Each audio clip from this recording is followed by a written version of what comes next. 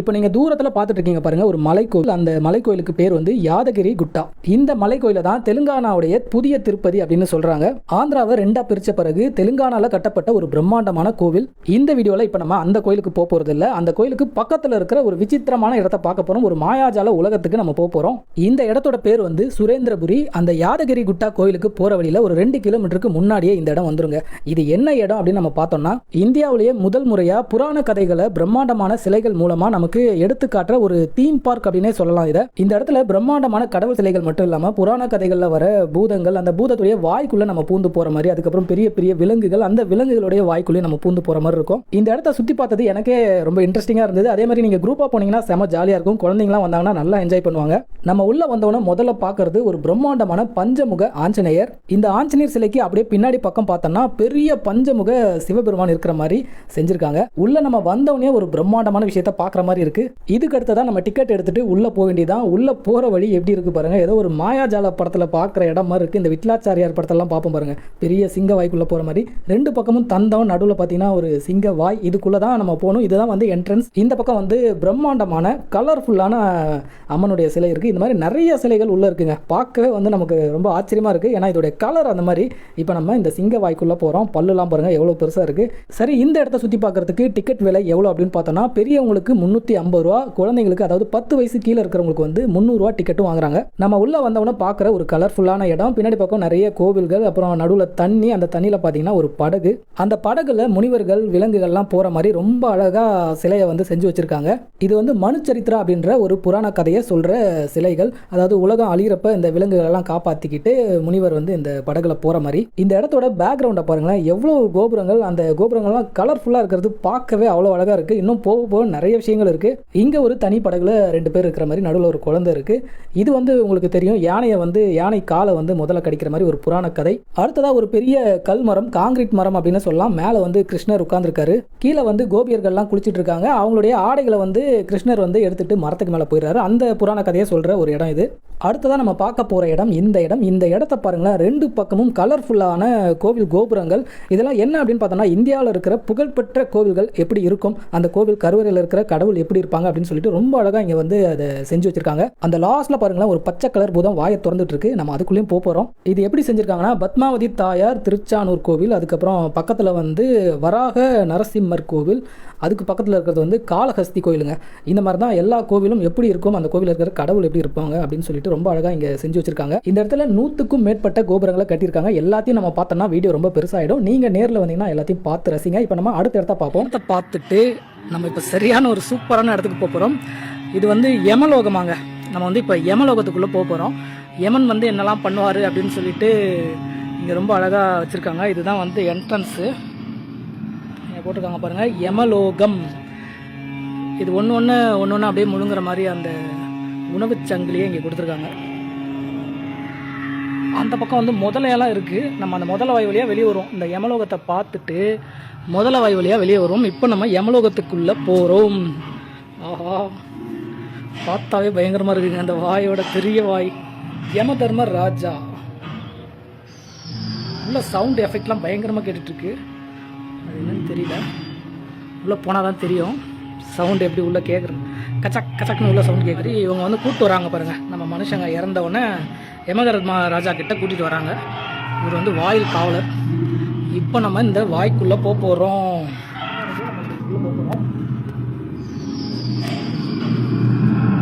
பல்லெல்லாம் பயங்கரமாக இருக்குங்க. அவ்வளோ பெரிய பல்லு. இந்த யமலோகத்துக்குள்ள பார்க்கவே ரொம்ப கொடூரமான காட்சிகள்லாம் இருக்கு.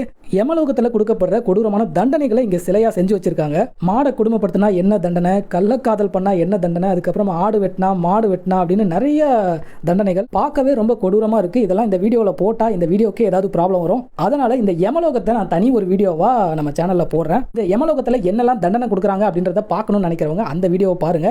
இப்போ நம்ம யமலோகத்தை விட்டு வெளியே வந்துட்டோம். யமலோகத்துக்கு போனா யாரும் திரும்பி வரமாட்டாங்க அப்படின்னு சொல்லுவாங்க. ஆனா நம்ம யமலோகத்துக்குள்ள போயிட்டு இந்த முதல வாய் வழியா வெளியே வந்துட்டோம். அடுத்ததா நேரா போனா ஒரு பெரிய பூதம் வாயை திறக்குது. பின்னாடி ஒரு பெரிய அம்மன் சிலை இருக்கு. ஆனா இடது பக்கம் பாத்தீங்கன்னா ஒரு படிக்கட்டு போதுங்க. இது வந்து கைலாய மலைக்கு போற படிக்கட்டு. இதுக்கு மேல ஏறுறப்ப வெளியே வந்து செப்பல் எல்லாம் கழட்டிட்டு போகணும் அப்படின்னு ஒரு போர்டு வச்சிருந்தாங்க. ஸோ நம்ம செப்பல் ஷூ எல்லாம் கழட்டிட்டு இப்போ நம்ம உள்ள போறோம். இங்க என்ன இருக்குன்னா தண்ணி இருக்கு.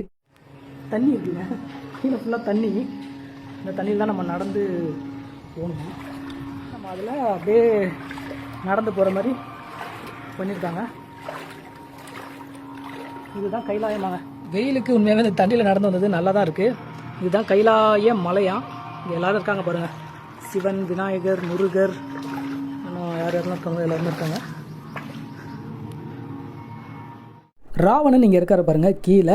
இந்த இடத்த அப்படியே நம்ம ஃபுல்லாக சுற்றி பார்த்தா எவ்வளோ கலர்ஃபுல்லாக இருக்குது. அங்கே இருக்கிற அம்மன் சிலை பாருங்கள் எவ்வளோ பெருசாக இருக்குது. நம்ம அதையும் போய் பார்க்க போகிறோம். இது அப்படியே பார்க்குறதுக்கு ஒரு கோவில் நகரம் மாதிரி இருக்குங்க. அந்த காலத்தில் ராஜா காலத்தில் கோவில் நகரம் இருக்குமே அந்த மாதிரி ஒரு கோவில் நகரம் மாதிரி இருக்குது. கைலாய மலை இதோட முடிஞ்சிச்சு அப்படின்னு பார்த்தா இதுக்குள்ளே ஒரு குகை மாதிரி போகுது. இதுக்குள்ளே என்ன இருக்குதுன்னு பார்ப்போம். இந்த இடத்துல வந்து ஒரு லிங்கம் இருக்குங்க. சிவலிங்கம் வெள்ளை கலரில் இருக்குது. அப்போ இது வந்து பனிலிங்கம். இது கைலாயம் இல்லை, பனிலிங்கம் இதுதான் போல இருக்குது. நம்ம பனிலிங்கத்தை பார்த்தாச்சு. அடுத்ததாக இப்போ நம்ம கீழே இறங்கி போய் அந்த பூதத்துக்குள்ளே போவோம். படி வழியாக இறங்கி அப்படியே வெளியே போயிடுவோம். அப்படின்னு பார்த்தா போகிற வழியிலும் பார்த்தீங்கன்னா நிறைய புராண கதை சிலைகளை வச்சுருக்காங்க. படியிலேருந்து இறங்கி வந்தோன்னே இந்த இடத்துல சிவபெருமானோட சுடுகாட்டில் இருக்கிற பேய்கள் மாதிரி வித்தியாசமான நிறைய உருவங்கள்லாம் இங்கே இருக்குது. இங்கே இருக்கிற சிலையை பாருங்கள், எலும்பு குண்டு வேறு இருக்குங்க. நடுவில் ஒன்று ஒரு பெரிய எலும்பு குண்டே நின்றுட்டு இருக்கு. அதுக்கப்புறம் இந்த பக்கம் பாருங்கள், இவங்களாம் ரொம்ப வித்தியாசமாக இருக்காங்க. அது இல்லாமல் ஒத்த கண்ணை ஒருத்தர் இருக்கான். இது பாருங்கள், ஒரு கண்ணு. பின்னாடி இருக்கிறவங்க மண்டை ஃபுல்லாக கண்ணாக இருக்குது. அதுக்கப்புறம் பின்னாடி ஏலியன் மாதிரி ஒன்று நிற்கிது, 2-3 நிற்கிது. இதெல்லாம் பார்த்துட்டு இப்போ நம்ம வெளியே வந்துட்டோங்க. இப்போ நம்ம அந்த பச்சை கலர் பூதம் தூரத்தில் தெரியுது பாருங்கள், அது வாய்க்குள்ளே தான் போகிறோம். இந்த பச்சை கலர் பூதத்துடைய நாக்கு பாருங்கள் வெளியே வரையும் நீட்டிகிட்டு இருக்கு. இதுக்குள்ளே இப்போ நம்ம போவோம். பார்க்கவே படு பயங்கரமாக இருக்குங்க. சின்ன பசங்களாம் வந்தால் உண்மையாகவே செம்மையாக ஜாலியாக என்ஜாய் பண்ணுவாங்க. எனக்கு முன்னாடி ஒரு குரூப் போச்சு. நிறைய பசங்களாம் ஒரே கற்றுன்னு கத்திட்டு இந்த இடத்தெல்லாம் பார்த்துட்டு அப்படியே போனாங்க. ஃபேமிலியோடய நிறைய பேர் வந்திருந்தாங்க. உண்மையான வாய்க்குள்ளே போனால் எப்படி சிவப்பாக இருக்குமோ அதே மாதிரி இருக்குது. இதை தாண்டி பார்த்தீங்கன்னா ஒரு சின்ன சின்ன சிலையெல்லாம் வச்சுருக்காங்க. இந்த வீடியோவில் வந்து நம்ம ஒரு 50% தான் இந்த இடத்த பார்க்க போகிறோம் வீடியோவில். ஏன்னா நிறைய சின்ன சின்ன சிலையெல்லாம் இருக்குது. அதெல்லாம் நான் பெருசாக காட்டல. முக்கியமான இன்ட்ரெஸ்டிங்கான இருக்கிறத மட்டும் தான் நான் காட்டிகிட்டு இருக்கேன். நீங்கள் நேரில் வந்தீங்கன்னா கண்டிப்பாக 1 மணி நேரம்லேருந்து ஒரு 2 மணி நேரம் கூட ஆகும் இதெல்லாம் ஃபுல்லாக சுற்றி பார்க்குறதுக்கு. இப்போ நம்ம இந்த இடத்துல பார்க்குறது வந்து இதுவும் வந்து ஒரு இமயமலைக்கு மேலே சிவபெருமான் அப்படியே நிற்கிற மாதிரி ஸ்டைலாக நிற்கிற மாதிரி ஒரு சிலையை செஞ்சு வச்சுருக்காங்க. சூப்பராகவே இருக்குது. இதுக்கு பக்கத்தில் பாருங்கள் பெரிய பாம்புங்க. இந்த பாம்பு வாய்க்குள்ளே இப்போ நம்ம அடுத்ததாக உள்ளே போகிறோம். ஏற்கனவே நம்ம வந்து முதல வாய், பூதம் வாய், அதுக்குள்ளெல்லாம் போயிட்டு சிங்கம் வாய், அதுக்குள்ளெல்லாம் போயிட்டு இப்போ இந்த பாம்பு வாய்க்குள்ளே நம்ம போகிறோம். ஒரு பாம்பு வாய்க்குள்ளே போனால் எப்படி இருக்குமோ அதே மாதிரி இருக்குது. அந்த பல்லு, விஷப்பல்லு. இந்த சுரேந்திரபுரி மொத்தம் 17 ஏக்கரில் கட்டியிருக்காங்க. 2003 வந்து இதை வந்து திறந்துட்டாங்களாங்க. அப்பயே வந்து மக்களுடைய பார்வைக்கு திறந்து விட்டுருக்காங்க. அதுக்கப்புறம் வந்து கொஞ்சம் கொஞ்சமாக நிறைய கட்டுமானங்கள்லாம் கட்டி இப்போ ரொம்ப பெருசாக்கியிருக்காங்க.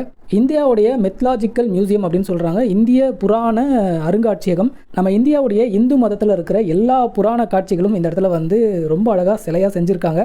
இந்த இடத்த ஒரு தீம் பார்க் மாதிரி சுற்றி பார்க்குறது சின்ன குழந்தைங்களுக்கு மட்டும் இல்லை, பெரியவங்களுக்கும் வந்து ரொம்பவே இன்ட்ரெஸ்டிங்காக இருக்கும். என்ன டிக்கெட் விலை தான் வந்து 350 ரூபா, கொஞ்சம் அதிகமாக தெரியுது. ஆனால் இந்த இடத்த சுற்றி பார்த்து முடிக்கிறப்ப இது வந்து ஒர்த் அப்படின்னு தான் தோணுது. ஒரு பெரிய பாம்பு வாய்க்குள்ளே பூந்து இந்த பக்கம் வந்து பார்த்தா இங்கே வந்து கிருஷ்ணர் வந்து பூதங்களெல்லாம் அடக்கிற சிலைகளை செஞ்சு வச்சுருக்காங்க. சக்கர பூதம், அதுக்கப்புறம் இங்கே இதெல்லாம் வந்து அந்த இதில் வரும், கிருஷ்ணர் இதில் வரும். இந்த இடத்துல கிருஷ்ணர் பூதத்தை அடக்கிற காட்சிகளெல்லாம் பார்த்துட்டு நம்ம வெளியே வந்துட்டோம். வெளியே வந்த பிறகு அடுத்ததாக நம்ம பார்க்க போகிறது வந்து பெரிய கொக்கா நாரையான்னு தெரியல, அது வாய்க்குள்ளே போகிறோம். இந்த இடத்துல இருக்கிறது ஒரு பெரிய ராட்சத கொக்கு. நான் கூட பின்னாடி இருந்து பார்க்குறப்ப ஒரு பெரிய மீன் தான் படுத்திருக்கோம் அப்படின்னு நினச்சேன். ஆனால் ஒரு பெரிய ராட்சத கொக்கு. இந்த ராட்சத கொக்குக்குள்ளே கூட நம்ம போகிறோம். இந்த இடத்த பாருங்களேன், எப்படி ஒரு கலர்ஃபுல்லாக ரொம்ப அழகாக இருக்குது பார்க்கவே. எதிர தெரிகிற சிலையை பாருங்கள், பிரம்மாண்டமான மகிஷாசுர மர்தினி அந்த சிலை தெரியுது. இந்த பக்கம் கொக்கை வந்து கிருஷ்ணர் வந்து கொல்றாரு. அடேங்கப்பா எவ்வளோ பெரிய கொக்கு படுத்துருக்குங்க. இந்த கொக்கு வாய்க்குள்ளே போகிறதுக்கு முன்னாடி மகிஷாசுர மர்தினியை நம்ம பார்த்துருவோம். இந்த சிலையை பார்க்குறப்பவே நம்மளை அப்படியே கவர்ந்து இழுக்குது. 12 கைகளோட பிரம்மாண்டமாக கலர்ஃபுல்லாக கீழே வந்து சிம்ம வாகனம், அதுக்கப்புறம் அரக்கனை வந்து வதம் செய்கிற மாதிரி திரிசூலத்தில், அதுக்கு கீழே எரும மாடு ஒன்று படுத்துருக்குங்க. அது கூட கழுத்து வெட்டின மாதிரி இருக்குது. பேக்ரவுண்டோட சேர்த்து பார்க்கவே இது வந்து கலர்ஃபுல்லாக அவ்வளோ அழகாக இருக்குது. இந்த சிலையை இன்னும் கொஞ்சம் கிட்ட போய் பார்த்துட்டு அதுக்கப்புறம் கொக்கு வாய்க்குள்ளே போவோம். கீழே எரும மாடு பாருங்கள், அப்படியே கழுத்து கட்டான மாதிரி இருக்குது. வெளியே நாக்கெல்லாம் நீட்டிகிட்டு இருக்கு. சிங்கத்தோட கால் வந்து அந்த தலையை பிடிச்சிட்டு இருக்கு. அப்படியே நம்ம மேலே பார்த்தோன்னா மகிஷாசுர மர்தினி ரொம்பவே தத்ரூபமாக பிரம்மாண்டமாக இந்த சிலையை வந்து செஞ்சுருக்காங்க. அடுத்ததான் நம்ம இந்த பிரம்மாண்டமான கொக்கோட வாய்க்குள்ளே போகிறோம். ரொம்பவே பெருசாக இருக்குது. இந்த கொக்கு வாய்க்குள்ளே என்ன இருக்குன்னு தெரியல, உள்ளே போய் பார்த்தா தான் தெரியும். இப்போ உள்ளே போய் பார்ப்போம். இந்த இடத்துல எல்லாமே பிரம்மாண்டம் தான். கொக்கோட வாய் பாருங்கள் எவ்வளோ பெருசுக்கு இருக்குது. இப்போ நம்ம இதுக்குள்ளே போவோம். சின்ன பசங்களாம் வந்தால் உண்மையாகவே ஜாலியாக தான் இருக்கும். இப்போ தாங்க கொஞ்சம் ஆள்லாம் வராங்க. நான் வந்து 11 மணிக்கு வந்தேன். இப்போ 12 மணி ஆகுது. சரியான வெயில். இந்த இடத்த நம்ம சுற்றி பார்க்குறதுக்கு 2 மணி நேரம் தேவைப்படும் போல இருக்குது. பொறுமையாக அப்படியே ஜாலியாக ஃபன் பண்ணிகிட்டே சுற்றி பார்த்தோன்னா கண்டிப்பாக 2 மணி நேரம் ஆகும். ராட்சச கொக்கோட வாய்க்குள்ளே இப்படி தான் இருக்குது. நம்ம உள்ளே வந்தால் வெயில் தெரியாமல் இருக்குது, உள்ளே இருந்துடலாம் போல இருக்குது. இங்கே வந்து காளியோட சிலை வச்சுருக்காங்க. ரொம்ப பெருசாக இல்லை, சின்னதாக தான் இருக்குது. ஆனால் பார்க்கவே பயங்கரமாக இருக்குது. அங்கே பாருங்களேன், தலையை வெட்டி கையில் வச்சுருக்கிற மாதிரி ஒரு காளி. இந்த மாதிரிலாம் நான் பார்த்ததே இல்லை. இந்த கொக்கு பார்த்தீங்கன்னா பாகாசுரன் அப்படின்ற ஒரு ராட்சச கொக்கு. இதை வந்து கிருஷ்ணர் வந்து அடக்குவார். இங்கே பாருங்களேன், சிவனே வந்து போட்டு மிதிக்கிற மாதிரி இருக்குது. காளி வந்து சிவனுக்கே இந்த நிலைமையா? சரி, ஓகே. இப்போ நம்ம கொக்குக்குள்ளே சுற்றி பார்த்தாச்சு. அடுத்ததாக வெளியே வந்துட்டோங்க. வெளியே வந்தால் இங்கே வந்து மறுபடியும் காளியா. இந்த இடத்துல வந்து வடநாட்டில் இருக்கிற கோவில்லாம் எப்படி இருக்கும், அந்த கோவிலுக்குள்ளே இருக்கிற கடவுள் எப்படி இருப்பாங்க அப்படின்னு சொல்லிட்டு செஞ்சு வச்சுருக்காங்க. இங்கே பார்க்குறதுலாம் வந்து மகாராஷ்டிரா கோவில், அதுக்கப்புறம் அந்த சாய்பாபா கோவில், அதெல்லாம் கூட இங்கே இருக்குது. இதெல்லாம் நம்ம டீட்டெயிலாக பார்த்தோம்னா பெரிய வீடியோ ஆகிடும். அடுத்ததான் நம்ம போகிறோம். இந்த பக்கம் பாருங்களேன், ஒரு மலை கோவிலை ரொம்ப அழகாக செஞ்சுருக்காங்க. இதுக்கு மேலேலாம் போக முடியாது, கீழே உள்ளே தான் பூந்து போகிற மாதிரி இருக்கும். அங்கே ஒரு பெல்லு மாதிரியே ஒரு கோவில் இருக்குது. இன்னும் நிறைய சிலைகள், எங்கே பார்த்தாலும் சிலை. இந்த கீழே ஏரோ போட்டிருக்காங்க பாருங்கள், அது வழியாகவே போனோன்னா நம்ம எல்லாத்தையும் பார்த்துடலாம். இங்கே வந்து கேன்டீன் அப்படின்னு போட்டிருக்காங்க. சரி, கொஞ்சம் ஏதாவது சாப்பிட்லாம் அப்படின்னு சொல்லிட்டு இங்கே போனால் இங்கே வந்து ஒரு மாடு பொம்மை வந்து பால் கொடுக்குது. இதுதான் கேன்டீன். கேன்டீனில் நம்ம உட்கார இடம்லாம் பாருங்கள், ராஜா காலத்து அன்னப்பறவை மாதிரி சேர் மாதிரி செஞ்சு வச்சுருக்காங்க. வெயில் சரியான வெயிலுங்க. வெயில் டைம்லாம் இங்கே வந்தோன்னா ரொம்ப கஷ்டம். மத்தியான டைமில் வரக்கூடாது. ஆனால் இப்போ டைம் பார்த்தீங்கன்னா 12 மணி ஆகுது. இந்த இடத்துல மரத்தடியில் பாருங்கள் ராஜா சேர்லாம் போட்டிருக்காங்க. உண்மையாகவே இங்கே உட்காந்து ஃபோட்டோலாம் எடுத்துக்கலாம். சரி, அடுத்ததான் நம்ம இப்போ வந்து பொம்மை மாடுக்கிட்ட பால் வாங்கி குடிக்க போகிறோம்.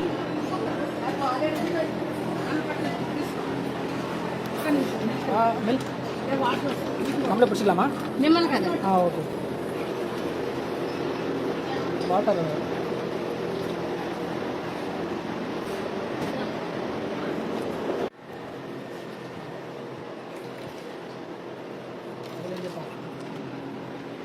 தேங்க்யூ. ஓகே.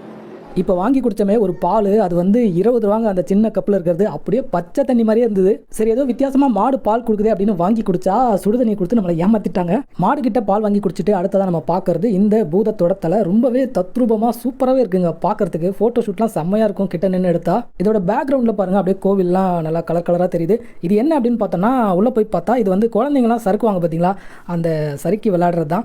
உள்ளே நம்ம போனால் நல்லா இருக்காது, குழந்தை யாருனா இருந்தால் உள்ளே போய் சறுக்கியிருப்பாங்க. இது உண்மையாகவே நல்லா இருக்குது, வித்தியாசமாகவும் இருக்குது. ஏன்னா இந்த மாதிரி ஒரு குழந்தைங்க சறுக்கிற ஒரு டிசைனை நம்ம பார்த்துருக்க மாட்டோம். வாய்க்குள்ளே பூந்து போய் இந்த காது வழியாக நம்ம வந்து 2 காது வழியாகவும் சறுக்கி வெளியே வரலாம். குழந்தைங்க சறுக்கி விளையாடுற இந்த பெரிய பூத தலையை பார்த்துட்டு அடுத்ததான் நம்ம பார்க்க போகிறது ஒரு பெரிய சிவனுடைய சிலை.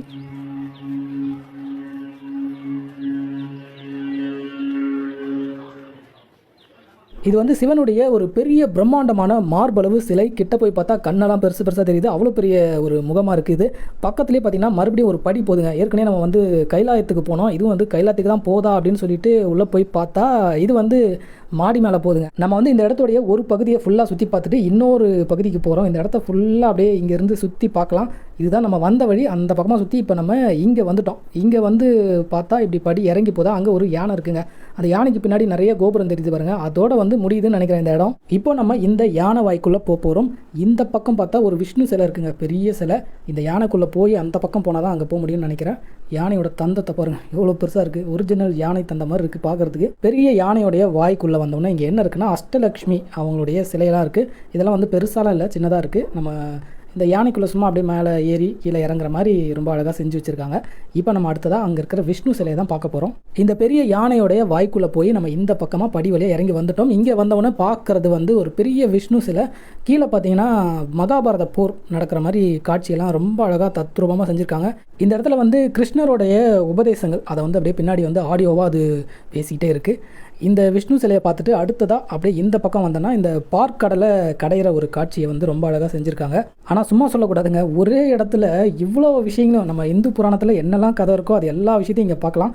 ஒரு பக்கம் வந்து தேவர்களும், இன்னொரு பக்கம் வந்து அசுரர்களும் வந்து இந்த மேருமலையை வந்து ஆதிசேஷன் பாம்பா, அந்த பாம்பை வச்சு கடையிற அந்த அமிர்தத்தை எடுக்கிற ஒரு காட்சியை ரொம்ப அழகாக பண்ணியிருக்காங்க. அடுத்ததான் நம்ம பார்க்க போகிறது வைகுண்டத்துக்கு போகிற சொர்க்கவாசல். நானும் நினச்சிட்டே வந்தேன் இந்த ஒரு காட்சி வந்து இல்லாமல் இருக்காது அப்படின்னு நினச்சேன். அதே மாதிரி இங்கே கடைசியாக நம்ம வெளியே வர இடத்துல இருக்குது. இந்த இடத்துக்கு நான் வரப்போ பார்த்தீங்கன்னா டைம் வந்து 2 ஆயிடுச்சுங்க. கிட்டத்தட்ட பயங்கர டயர்ட் ஆயிடுச்சு. ஏன்னா நிறைய இடத்த ஏறி இறங்கி சுற்றுற மாதிரி இருக்குது. பார்க்குறதுக்கு தான் சின்ன இடமா தெரியுதுங்க, ஆனால் வந்து ரொம்ப நேரம் ஆயிடுது. நம்ம எல்லாத்தையும் பார்த்துட்டு வரதுக்கு ரொம்ப நேரம் ஆகுது. வைகுண்டத்தில் விஷ்ணு பெருமாள் வந்து ரொம்ப அழகாக படுத்துட்டு இருக்காரு. பேக்ரவுண்டில் ஃபுல்லாகவே நீல கலரில் இருக்கிறது பார்க்குறதுக்கே நல்லாயிருக்கு. இதை தாண்டி நம்ம போனோம்னா இங்கே வந்து ஹனுமான் வந்து லங்கையில் எப்படி வாழை சுருட்டி மேலே உட்காந்துருப்பாரு அந்த மாதிரி ஒரு காட்சி. கீழே வந்து வால் கிட்ட ஒரு சின்னதாக வழி போது பாருங்கள், அதுக்குள்ளே நம்ம பூந்து போக போகிறோம். உள்ளே போனால் அண்டர் கிரவுண்ட் வரைக்கும் போதுங்க இந்த வழி. அந்த ஹனுமன் வால் கிட்ட நம்ம போகிறதுக்கு முன்னாடி இந்த மாதிரி ஒரு இடம் வருது.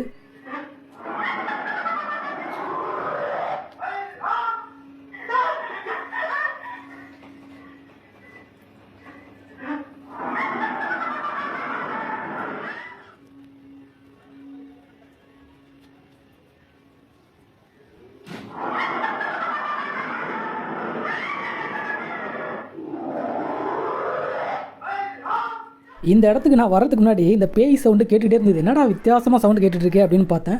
இந்த இடத்துல வந்து அனுமனுடைய வீர சாகசங்களை வந்து நிறைய சிலைகளாக செஞ்சு வச்சுருக்காங்க. அதில் ஒன்று தான் ஏதோ வித்தியாசமாக செய்யணும் அப்படின்னு சொல்லிட்டு ஏதோ ஒரு பேய் ஒன்று உள்ளே இருந்து வருது, ஹனுமன் வந்து அடிக்கிற மாதிரி என்னமோ செஞ்சு வச்சுருக்காங்க. அது ஆட்டோமேட்டிக்காக ஓடிட்டே இருக்குது. ஹைட்ராலிக்கில் அந்த பேய் மேலே வருது, ஹனுமன் அடிக்கிற மாதிரி கீழே போகுது, அப்படியே அது ஓடிட்டுருக்கு. இந்த ஹனுமனுடைய வீர புராணங்களெல்லாம் இந்த பக்கம் நம்ம பார்க்கலாம். இதெல்லாம் பார்த்து முடிச்சுட்டு இப்போ ஹனுமன் வால்கிட்ட நம்ம வந்துட்டோம். இங்கே மேலே எழுதியிருக்காங்க பாருங்கள், பாதாள லோகம். அதனால தான் சின்ன வழியாக இருக்குது போல இருக்குது. இது வந்து அண்டர் கிரவுண்டில் போதுங்க. இந்த வழி வந்து உள்ளே போகிறதே கஷ்டமாக இருக்குது. இப்போ நம்ம வந்து அனுமார் உட்காந்துருக்கிற மேலே அந்த வாலுக்குள்ளே நம்ம போக போகிறோம். இது ரொம்ப ரொம்ப சின்ன இடமா இருக்குது. நம்ம உள்ளே பூந்து போகிற மாதிரி இருக்குது. பெரியவங்களாம் வந்தால் போக முடியுமான்னு தெரியல. உள்ளே வந்தாச்சுங்க. உள்ளே வந்தால் மேலே பாருங்கள்,